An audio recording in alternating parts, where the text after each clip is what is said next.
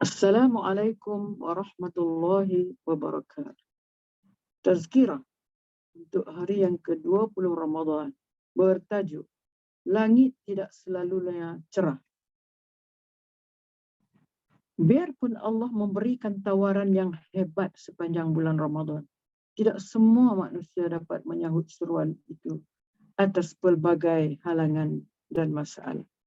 Langit tidak selalunya cerah dan ada pula yang langitnya cerah hingga tengah hari sahaja. Bagaimana dengan Ramadan mereka? Kita cuba menyelami setiap satu masalah dan cuba memberikan cadangan penyelesaian atas semua masalah itu. Kerana Islam tidak hanya sesuai untuk orang yang kaya, pandai dan banyak wang sahaja, tetapi Islam juga merupakan agama untuk semua jenis manusia. Sekiranya mereka ada masalah, Allah lah yang memberikan ujian dan cabaran itu kepada mereka. Dan Allah tahu kemampuan mereka. Setiap satu perkara yang berlaku itu ada hikmah yang tersembunyi. Ada yang diuji dengan kesempitan kehidupan yang memaksa mereka mencari nafkah secara tidak menentu. Dan hingga larut malam, seperti peniaga pasar malam, pengawal keselamatan, pemandu bas, lori dan taksi, pekerja kilang dan kaki tangan hospital yang bekerja secara shift. Ada pula yang menghadapi sakit yang berterusan yang menyebabkan mereka terlantar di rumah atau di hospital. Keadaan mereka itu menyebabkan mereka sukar untuk menumpukan kepada ibadah dan tidak kurang juga yang tidak mampu beribadah melainkan dengan bantuan orang. Ini termasuklah dengan ibu muda yang sangat sibuk dengan pengurusan rumah tangga. Apatah lagi dia juga bekerja di siang hari. Hampir kesemua mereka mempunyai waktu yang sedikit untuk melakukan amal kebajikan pada waktu malam. Dan apabila pulang ke rumah, badan pun sudah sangat letih. Dengan kesibukan mereka menyebabkan masa untuk beribadat semakin singkat.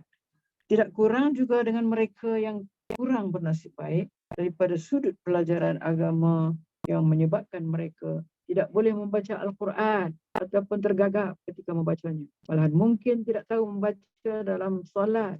Nasib yang kurang baik itu juga menyebabkan mereka kurang berpeluang untuk mempelajari fardu ain. Apatah lagi fardu kifayah yang akhirnya banyak tanggungjawab itu terabai. Walau bagaimanapun, ia tidak boleh dijadikan alasan untuk tidak melakukan ibadah kepada Allah. Kerana cara untuk menunjukkan perhambaan kepada Allah sangat luas. Untuk memahami perkara ini, cuba fahami 4 perkara yang akan disebutkan ini. Pertama, masuk syurga Allah itu bukan dengan sebab amalan, tetapi dengan rahmat dari Allah. Malahan Rasulullah SAW menegaskan bahawa baginda sendiri pun tidak layak masuk syurga disebabkan amalannya, tetapi dengan rahmat Allah. Kita telah berjumpa dengan kisah perempuan pelacur yang masuk syurga disebabkan dia memberi minum kepada anjing yang kehausan. Ada pula yang masuk Islam sehari saja kemudian berperang dan mati syahid. Sungguh pun masuk syurga itu bukan dengan sebab amalan.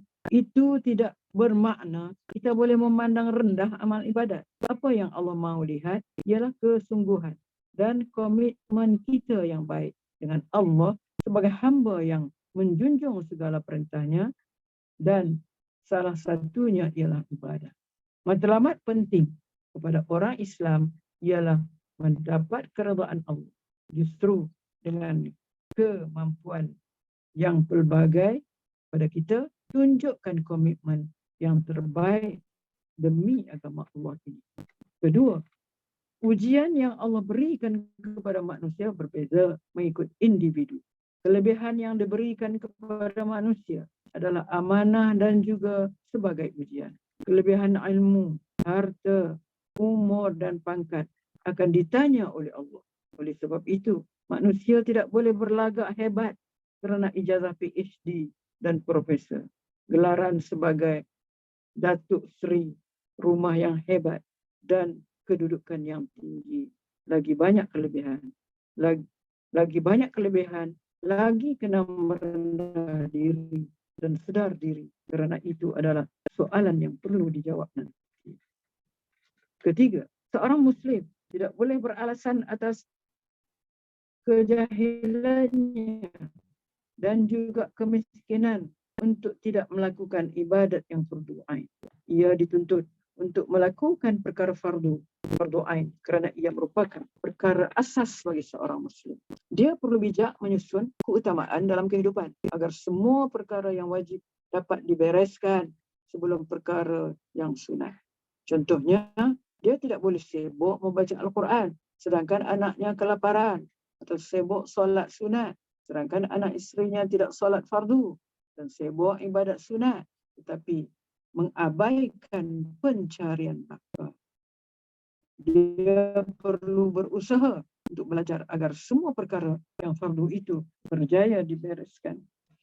Keempat, cuba melampangkan masa untuk ibadat dan belajar. Kadang-kadang ramai manusia yang bijak memberikan alasan, dikuatiri nanti tidak mampu beralasan lagi di hadapan malaikat Zabaniyah.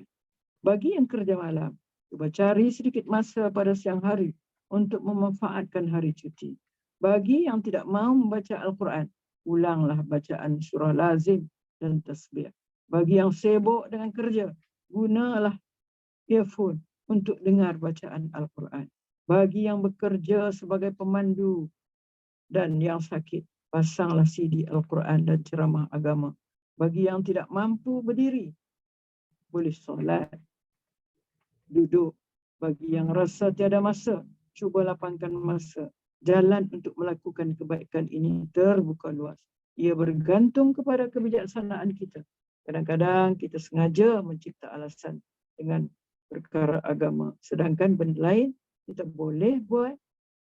Mudah-mudahan Ramadan ini boleh mendidik nafsu kita. Memang kalau hendak menunggu masa lapang, memang kita tiada masa lapang. Lapangkanlah masa, insya-Allah. Insya-Allah akan ada masa lapang. Sekian. Wabillahi taufiq wal hidayah. Wassalamualaikum warahmatullahi wabarakatuh. Okey.